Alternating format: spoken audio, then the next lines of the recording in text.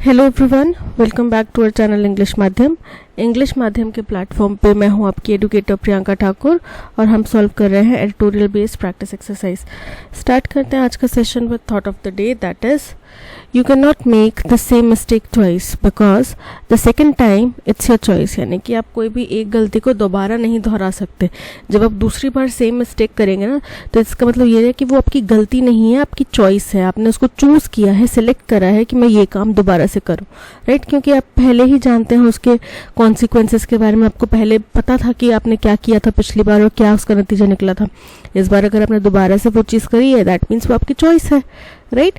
सो हम भी स्टार्ट करते हैं रीडिंग कॉम्प्रिहेंशन और practice exercise for SSC CGL 2024। M S rapid urbanisation and environmental challenges. MS मतलब बीच में, तो रैपिड अर्बनाइजेशन तेजी से होते शहरीकरण और एनवायरमेंटल चैलेंजेस के बीच में the city is embracing green initiative such as rooftop gardens and vertical farming. किसी एक शहर की बात की जा रही है कि उस शहर में ग्रीन इनिशिएटिव्स लगाए जा रहे हैं। ग्रीन इनिशिएटिव्स यानी कि हरियाली के लिए कुछ चीज़ें की जा रही हैं, जैसे कि रूफटॉप गार्डन्स यानी कि छत के ऊपर जो गार्डन्स लगाए जाते हैं वो, और वर्टिकल फार्मिंग की जा रही है। Bangalore, India is rapidly developing its infrastructure with a focus on sustainability। कि बैंगलोर जो कि इंडिया का एक शहर है, वो तेज़ी से अपना इंफ्रास्ट्रक्चर जो है वो बदल रहा है, डेवलप कर रहा है और अपनी सस्टेनेबिलिटी के ऊपर फोकस कर रहा है। Innovation and environmentally friendly initiatives. किस किस चीज़ के ऊपर फोकस कर रहा है? सस्टेनेबिलिटी के ऊपर, इनोवेशन के ऊपर और एनवायरमेंटल फ्रेंडली चीज़ों के ऊपर वो फोकस कर रहा है। As the city grows, it faces challenges such as urbanization and environmental issues। जैसे जैसे शहर बढ़ रहा है, विस्तार कर रहा है, वैसे वैसे यहाँ पे शहरीकरण से जुड़े हुए और environmental challenges जो है वो बढ़ते जा रहे हैं। To combat these problems, businesses are promoting initiatives like rooftop gardens and vertical farming। तो इन परेशानियों से निपटने के लिए कई businesses हैं जो क्या कर रहे हैं, रूफटॉप गार्डन जैसे इनिशिएटिव्स को प्रमोट कर रहे हैं, उनको प्रोत्साहित कर रहे हैं और वर्टिकल फार्मिंग को प्रोत्साहित कर रहे हैं।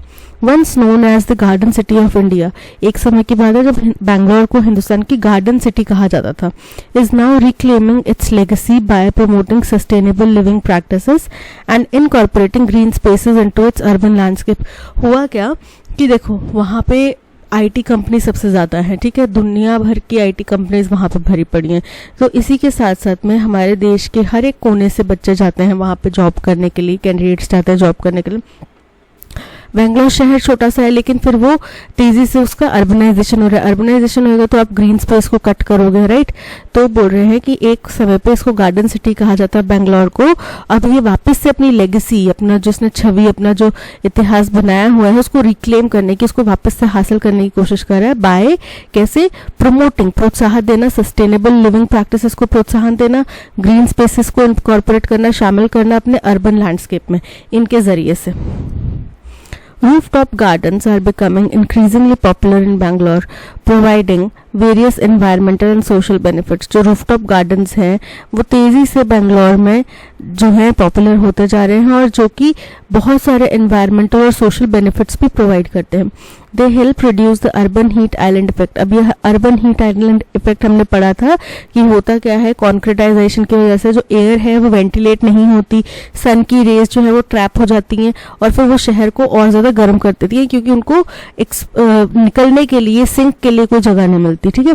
उसके बाद से ग्लास बिल्डिंग्स बनाई जाती हैं। तो ग्लास बिल्डिंग्स का काम क्या है? रिफ्लेक्टर, ब्लैक कलर के ग्लास, तो उनसे रिफ्लेक्ट होकर और ज़्यादा धूप जो है वो इसमें ट्रैप हो जाती है और ज़्यादा गर्माहट इसमें ट्रैप हो जाती है। तो बोल रहे हैं कि ये जो रूफटॉप गार्डन्स हैं या वर्टिकल फार्मिंग के तरीके हैं, इनसे अर्बन हीट आइलैंड इफेक्ट को कम करने में भी मदद मिलेगी। Provide natural insulation that reduces energy consumption. फिर ये नेचुरली हमारी बिल्डिंग्स को ठंडा भी रखेगा, ठीक है? और जिससे एनर्जी कंजम्पशन भी कम होगा। एंड इम्प्रूव एयर क्वालिटी, और हमारी एयर क्वालिटी को भी बेहतर करेगा। Residents and businesses are transforming their rooftops into green spaces, combating pollution and promoting biodiversity। शहर के जो नागरिक हैं और जो businesses वहाँ पे established हैं, वो सभी अपनी अपनी छतों को green spaces में ट्रांसफॉर्म कर रहे हैं, जो कि pollution से combat करने में, लड़ने में भी सहायक है और biodiversity को भी प्रमोट करता है। Many commercial and residential complexes in the city are now promoting rooftop gardening. बहुत सारे commercial buildings हैं, residential complexes हैं, वहाँ पे इस rooftop gardening को और ज़्यादा प्रोत्साहित किया जा रहा है, turning barren rooftops into lush green heavens. तो जिसकी वजह से बंजर पड़े जो rooftops हैं ये अब हरे भरे green heaven के साथ दिखने लग गया है. This initiative not only contributes to biodiversity but also serves as a recreational space for residents. बोल रहे हैं तो ये जो कदम है ये ना केवल हमारे बायोडाइवर्सिटी को प्रोत्साहित करता है, उसमें कंट्रीब्यूट करता है, बल्कि हमारे रेजिडेंट्स के लिए एक रिक्रिएशनल स्पेस भी प्रोवाइड करता है. जैसे कि अगर कोई डिप्रेशन में है, कोई परेशान है, तो वो गार्डनिंग वगैरह करके अपने मन को डाइवर्ट कर सकता है, अपना ध्यान डाइवर्ट कर सकता है, खुशी महसूस कर सकता है. ठीक है. Vertical farming is another concept that fosters sustainability in Bangalore's urban space. Vertical farming एक और ऐसा दूसरा concept है जो कि बैंगलोर के urban spaces में, urban घरों में जो sustainability है उसको लेकर आता है.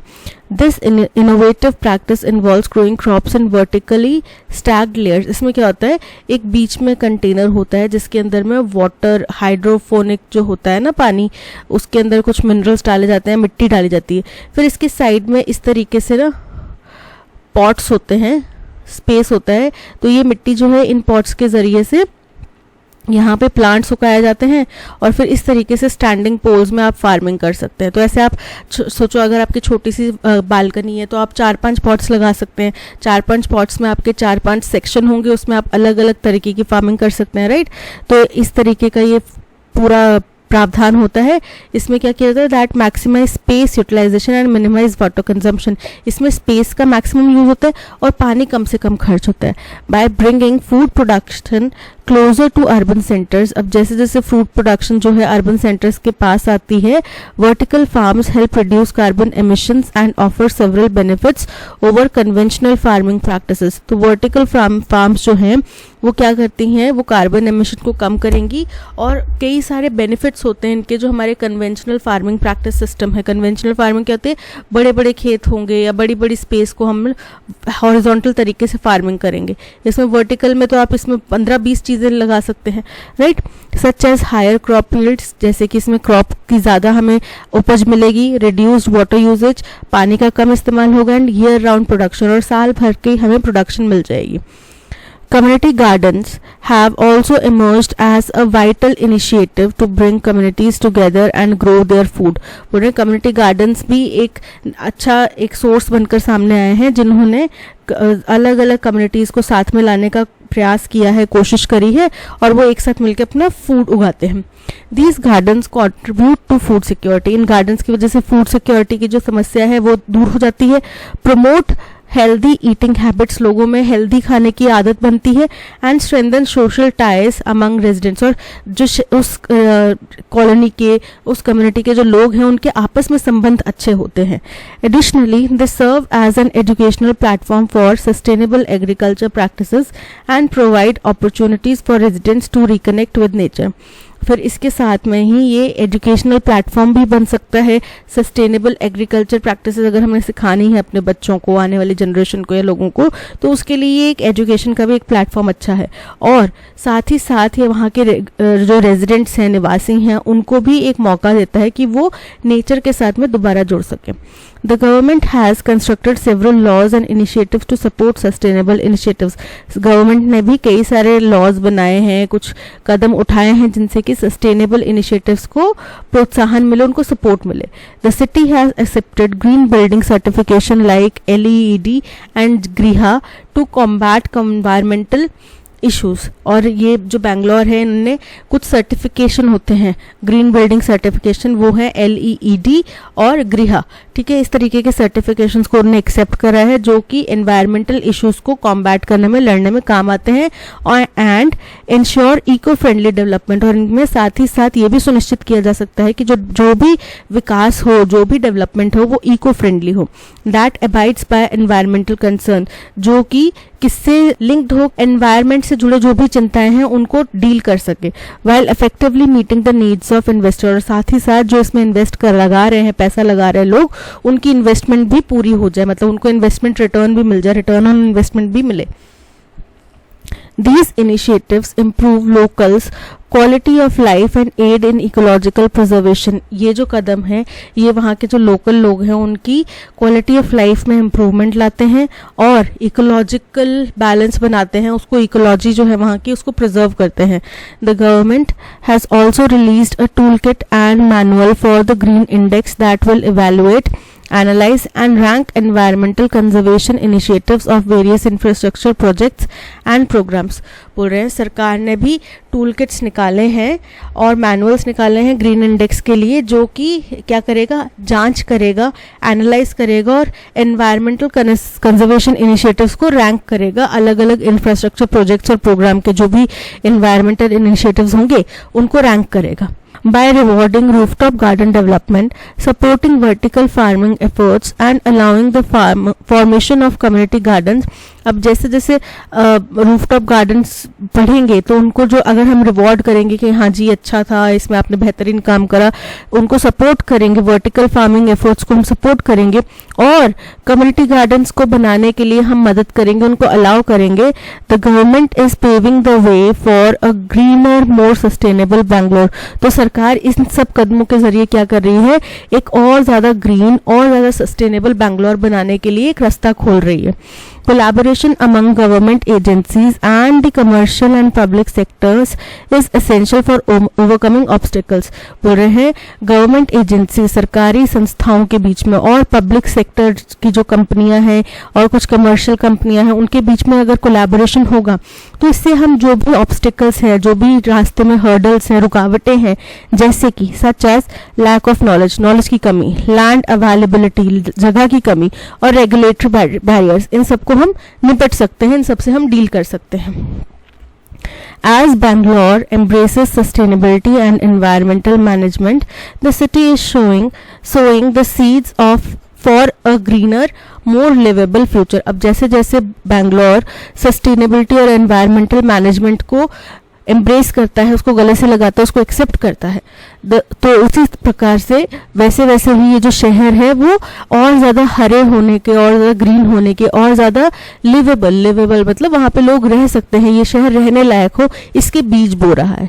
ठीक है, सस्टेनेबिलिटी और एनवायरमेंटल मैनेजमेंट को गले लगा के ये लोग और ज़्यादा इसको लिवेबल बना रहे हैं अपने शहर को. ये था पैसेज. बेसिकली बैंगलोर में जो ग्रीन इनिशिएटिव्स लिए जा रहे हैं उनके बारे में आपको इन्फॉर्मेशन दी गई थी. 2 तरीके के ग्रीन इनिशिएटिव्स जो है बैंगलोर में लिए जा रहे हैं, जिसमें एक तो है कि भाई आप रूफटॉप गार्डनिंग कर सकते हो, दूसरा है वर्टिकल गार्डन्स आप लगा सकते हो, वर्टिकल फार्मिंग आप कर सकते हो. ठीक है, और इसमें कई सारी कंपनीज जो हैं, बिजनेसेस जो हैं वो भी इसमें आगे बढ़ चढ़कर भाग ले रहे हैं और साथ में सरकार भी इसमें प्रोत्साहन में कोई कमी नहीं छोड़ रही. ठीक है, चलिए सबसे पहला है what are the environmental benefits of rooftop gardens in Bangalore as mention in the passage. क्या क्या फायदे होंगे? एयर क्वालिटी अच्छी होगी, जो गर्मी है, एनर्जी कंजम्पशन है, पोल्यूशन है वो कम होगा. They help reduce energy consumption and improve air quality. Correct है. They decrease the number of pests and insects in the city. तो पेस्ट और इंसेक्ट का तो यहाँ पे जिक्र किया नहीं गया. वैसे जहाँ पे गार्डन होते हैं वो पेस्ट और इंसेक्ट ज्यादा होते हैं, कम नहीं होते. Reduce traffic congestion. ट्रैफिक का पेड़ पौधों से क्या लेना देना है, नहीं है ना. They eliminate the need of public park. Incorrect है. पब्लिक पार्क वो टहलने के लिए है, गार्डनिंग के लिए नहीं है. ये गार्डनिंग के पर्पज से है. So option A is correct. How does vertical farming contribute to sustainability in Bangalore? बोल रहे हैं वर्टिकल फार्मिंग से बैंगलोर में सस्टेनेबिलिटी किस तरीके से बनती है. By increasing space utilisation and reducing water. बिल्कुल करेक्ट है कि जगह का हम भरपूर इस्तेमाल करेंगे. जो रूफ थी बैरन पड़ी हुई थी, बंजर पड़ी हुई थी, वहां पे कुछ नहीं हो रहा था. अब आपने उसको यूटिलाइज कर लिया रूफ को, आपको सब्जियां ताजी मिल गई और साथ ही साथ पानी का कंजम्पशन भी ज्यादा नहीं है. वर्टिकल गार्डनिंग करते तो उसमें पानी भी कम कंज्यूम होता है. So option A is correct. By expanding traditional farmland expand करने के लिए जगह कहाँ है, फॉरेस्ट कट करना पड़ेगा. By reducing the need for rooftop gardens, तो उनकी जरूरत कम नहीं करनी, बढ़ानी है. By increasing the cities reliance on imported food. Incorrect है. इम्पोर्टेड फूड भी तो कहीं पे उगाए ही जाएंगे. ठीक है, डब्बा बंद जो प्रोडक्ट्स आते हैं वो भी कहीं पे उगाए ही जाते हैं, कुछ ना कुछ तो उसकी प्रोसेस होती है. ठीक है, तो वो कहाँ से आएगा, राइट. मैगी खाते हैं, आटा मैगी खाते हैं, चाहे मैदा की खाते हैं, उसके लिए वीट तो उगानी ही पड़ेगी. राइट। तो वो वीट कहाँ से उगाएंगे, दूसरे देशों को पैसा देने से बेहतर अपने देश में उगाई जाए। सो option A is correct. What is the tone of the passage. तो देखो राइटर ने जो बैंगलोर में इनिशिएटिव्स चल रहे हैं, चाहे सरकार द्वारा, चाहे रेजिडेंट्स द्वारा, चाहे कुछ प्राइवेट बिजनेसेस द्वारा, किसी के भी द्वारा, उन सबका तारीफ करिए कि अच्छा कदम है, ठीक है। और हम आम जनमानस क्या कर सकते हैं, बैंगलोर से सीख लेते हुए अपने शहरों में ये इस तरह के कदम उठा सकते हैं। सबसे पहला है पेसिमिस्टिक, नेगेटिव, नेगेटिव नहीं है। नॉस्टैल्जिक मतलब किसी पुरानी बात को याद करना या फिर उसमें काश में कि काश मैंने उस टाइम ऐसा कर लिया, तो ऐसा नहीं है, नॉस्टैल्जिक नहीं है। ऑप्टिमिस्टिक, पॉजिटिव है, बिल्कुल करेक्ट है। इंडिफरेंट नहीं है। What is the main theme of the passage? Passage की मेन थीम क्या है, जो ग्रीन इनिशिएटिव्स बैंगलोर में लिए जा रहे हैं सस्टेनेबिलिटी को बनाने के लिए, ठीक है, उसके बारे में चर्चा थी। The history of Bangalore as garden city, incorrect है। बैंगलोर को किस तरीके से गार्डन सिटी कहा जाता था, क्यों कहा जाता था, फिर वो कैसे वहां से हट गया, ऐसा तो नहीं है ना, इतिहास नहीं पढ़ा। चैलेंजेस ऑफ अर्बनाइजेशन इन बैंगलोर, तो बैंगलोर में अर्बनाइजेशन के चैलेंजेस के ऊपर चर्चा नहीं करी, लेकिन वहां पे अब लिए जाने वाले green initiatives and sustainable practices in Bangalore, option C is correct, इनके ऊपर चर्चा की गई। What is the primary purpose of community gardens initiative in Bengaluru as mentioned in the passage? इसका मुख्य उद्देश्य क्या है, मुख्य उद्देश्य इसका है कि भाई फूड सिक्योरिटी को बढ़ाया जाए, लोगों के अंदर हेल्दी ईटिंग हैबिट्स लाई जाए, ठीक है, और लोगों के अंदर दोस्ताना जो है वो बढ़ाया जाए, राइट, उनको पब्लिक टाइज जो है, सोशल स्ट्रेंथ जो है वो मजबूत की जाए। To reduce urbanisation and encourage rural migration, incorrect है। अर्बनाइजेशन इससे कहीं कम नहीं होगा, अर्बनाइजेशन करते करते हुए ही, उसको डेवलपमेंट करते हुए ही सस्टेनेबल और एनवायरमेंटल फ्रेंडली हमें अप्रोच रखनी है। To provide a platform for political gatherings and social protest, incorrect है। To enhance food security, promote healthy eating habits and strengthen social ties among residents, option C is absolutely correct. What inference can be made about the government's role in promoting environmental sustainability in Bangalore? कि government का क्या कदम रहा, क्या उनका role रहा environmental sustainability को बढ़ाने में, ठीक है। बैंगलोर में जिस तरीके के कदम उठाए जा रहे हैं, तो उनने एलईडी और गृह जैसे कुछ सर्टिफिकेशंस लागू किए, उनने कुछ लॉज बनाए, ठीक है, जिनसे कि इनको प्रोत्साहन मिल सके, right. The government is passive and relies solely on private sector, incorrect है। गवर्नमेंट एक्टिव है, यहाँ पे पैसिव नहीं है। The government is actively involved in promoting environmental sustainability through laws, बिल्कुल करेक्ट है। Certifications and support for community gardens, बिल्कुल correct है, ऑप्शन बी इज करेक्ट, क्योंकि उन्होंने बोला कि सरकार अलाउ कर रही है कम्युनिटी गार्डन्स को, सरकार ने कुछ सर्टिफिकेशन लगाए हैं, कुछ लॉज बनाए हैं, so option B is correct. Chitti Babu and Chinna Babu live in Atreyapuram town in Andhra Pradesh. Chitti Babu और चिन्ना बाबू करके दो बच्चे हैं, वो अत्रेयापुरम नाम का एक टाउन है, शहर है आंध्र प्रदेश में, वहां पे रहते हैं। The brothers spend the summer holidays playing in the mango garden, तो कोई मैंगो गार्डन होगा उनके आसपास में, तो गर्मियों की छुट्टियों में वो मैंगो गार्डन्स में सारा दिन खेलते रहते थे। When trees are full of fruits, और इन पेड़ों के ऊपर भरपूर मात्रा में फल लगे होते थे। They also like to eat mangoes with salt and chilli powder, तो सॉल्ट और चिली पाउडर के साथ में ना कच्चा आम खाया जाता है, तो रॉ मैंगो यहाँ पे पॉसिबिलिटी है आने की।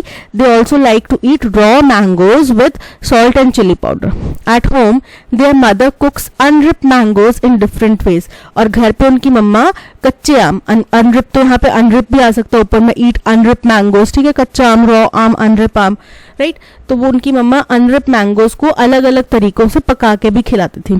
शी ऑल्सो, आम पन्ना भी बनता है, राइट, और कुछ और डिशेस बनती हैं। She also makes many kind of mango pickles, वो अलग अलग तरीके के अचार भी बनाती थी आम के।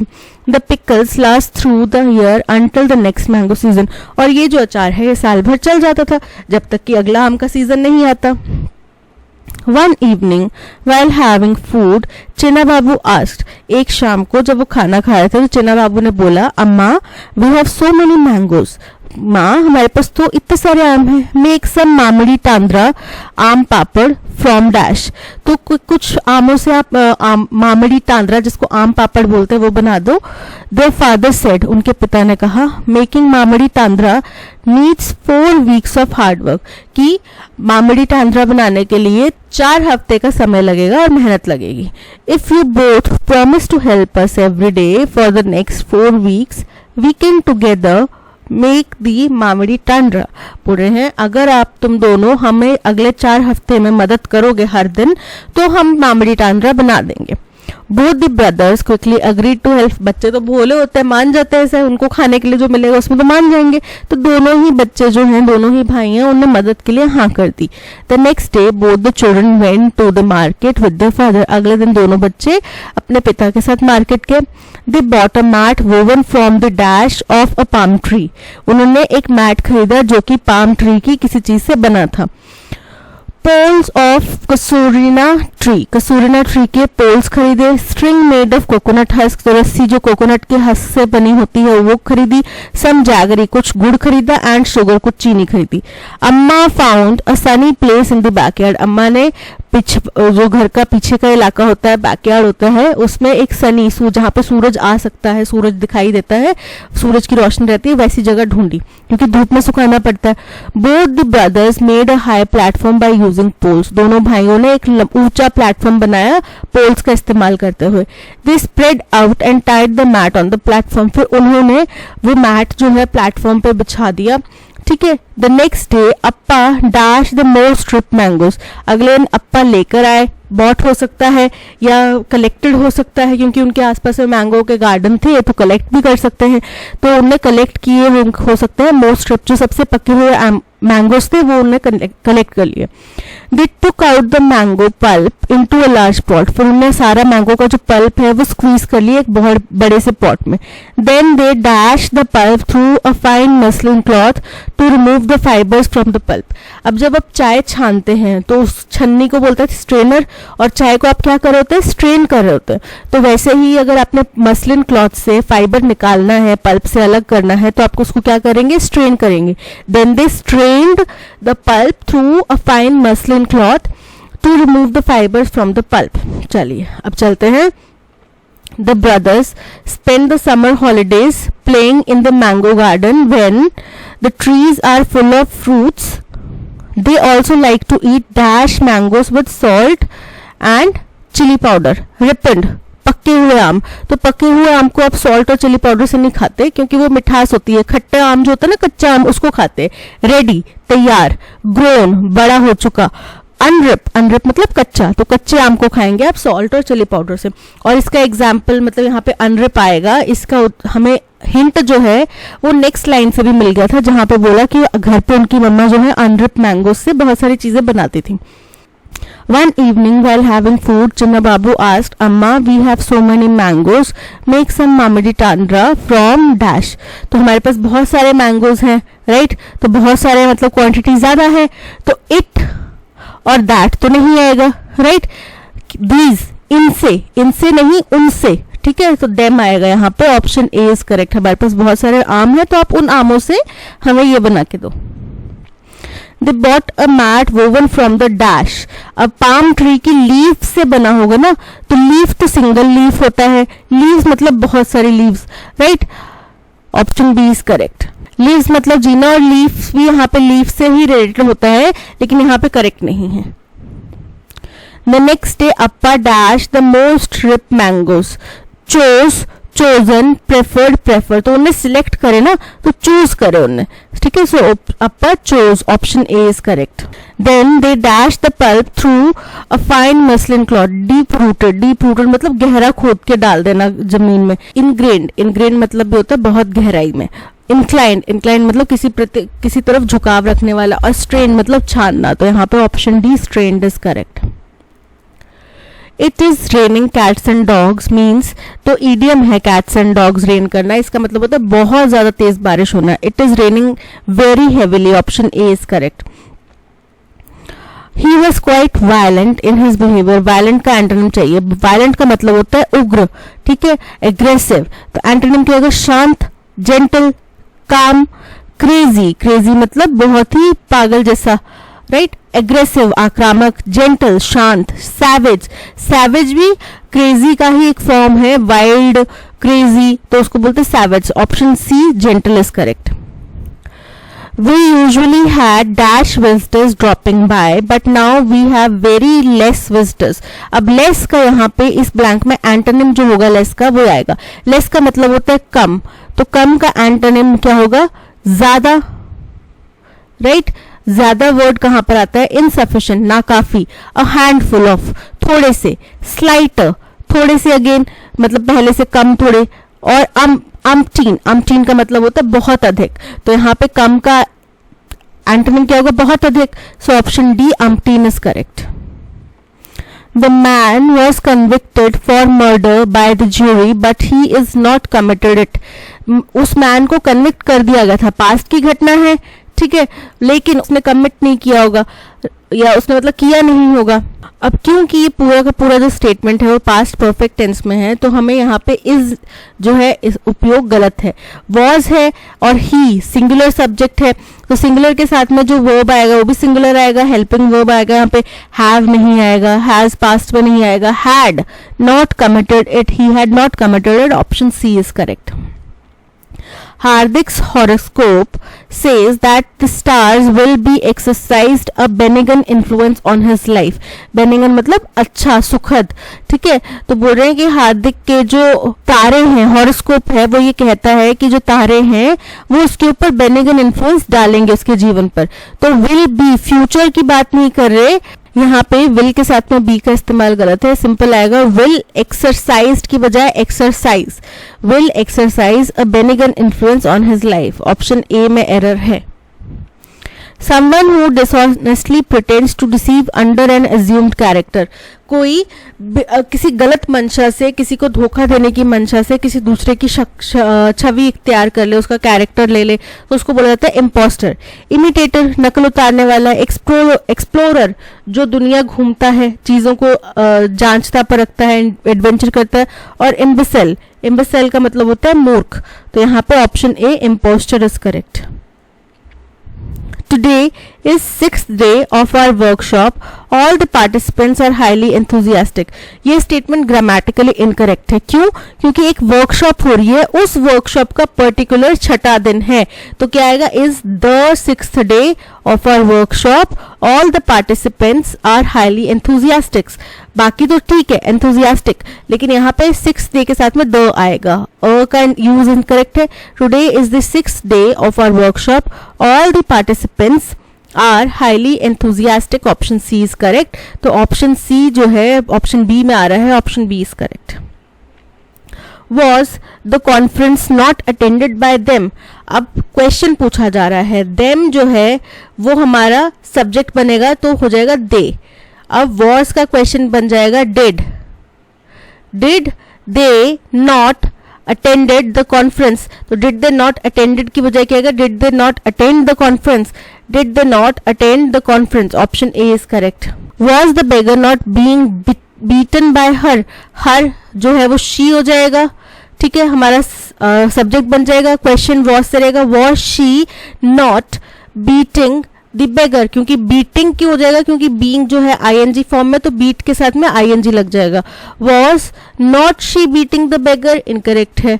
was she beating not नहीं आ रहा, was the beggar beaten by her again passive voice में ही आ गया, was she not beating the beggar, option D is correct. Neither John nor Simon are coming to the meeting. जब neither nor वाली statements होती है ना, तो nor के बाद में जो सब्जेक्ट होता है वो अगर प्लूरल में है तो प्लूरल आएगा आगे वर्ब, और अगर वो सिंगुलर में है, यहाँ पे सिंगुलर है neither John nor Simon, or तो नहीं आएगा, फिर क्या आएगा? इज कमिंग, दोनों में से एक भी नहीं आ रहा, so is coming to the meeting, or की बजाय क्या आएगा? Is, option C is correct. Being a millionaire, he is leading a luxurious life. अब देखो हमें यहाँ पे बिल्कुल करेक्टली स्पेल जो स्टेटमेंट है वो बताना है। अब मिलियनर के स्पेलिंग इनकरेक्ट है, क्या होता है? MILLIONAIRE,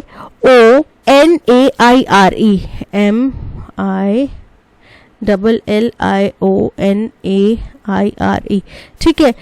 being a millionaire, he is leading, leading की स्पेलिंग करेक्ट है बिल्कुल, ठीक है। अ लग्जूरियस, लग्जूरियस की स्पेलिंग इनकरेक्ट है, क्या होता है? LUXURIOUS, luxurious life. तो यहाँ पे दो स्पेलिंग ये करेक्ट होने चाहिए, मिलियनेयर के यहाँ पे इनकरेक्ट है स्पेलिंग। लग्जूरियस के करेक्ट है। Being a millionaire, he is leading a luxurious life, option B is correct क्योंकि सारे स्पेलिंग करेक्ट हैं। हैपलेस, हैपलेस का हमें सिमिलर मीनिंग वाला वर्ड बताना है। पहले तो हैपलेस का मतलब क्या होता है? हैपलेस का मतलब होता है दुर्भाग्यशाली। हैप्पी खुश, अनफॉर्चुनेट मतलब दुर्भाग्यशाली, फॉर्चुनेट भाग्यशाली, डिस्टेस्टफुल, डिस्टेस्टफुल का मतलब होता है जो पसंद नहीं किया जाता, अनप्लेजेंट हो। तो यहाँ पे option B unfortunate is the synonym for hapless. I find that students nowadays are not interested in dash letters by hand. आप हाथों से लेटर्स को क्या करते हैं? लिखते हैं, ठीक है। लिखने को क्या बोलते हैं? Right, WRIT। तो जब राइट की बात की जा रही है, राइटिंग की बात करें तो ING। सो मैंने पाया कि आजकल बच्चे जो हाथ से लेटर्स लिखना ज्यादा पसंद नहीं करते। Option D is correct. Incorrectly spelled word हमें बताना है। कंसल्टेंसी, कंसल्टेंसी एक ऐसी जगह जहां पे आपको कुछ चीजें गाइड की जाती हैं, वो करेक्ट है स्पेलिंग। कॉन्स्टिट्यूशन हमारा संविधान, करेक्ट है स्पेलिंग। कॉन्स्पिरेसी, कॉन्स्पिरेसी मतलब साजिश, षड्यंत्र, इसके स्पेलिंग इनकरेक्ट हैं। करेक्ट स्पेलिंग क्या होते हैं? CONSPIRACY, कॉन्स्पिरेसी, ठीक है। So option C is correct. That's all, आज के सेशन में इतना ही। मिलते हैं नेक्स्ट सेशन में। Till then keep learning and keep practising. Bye bye.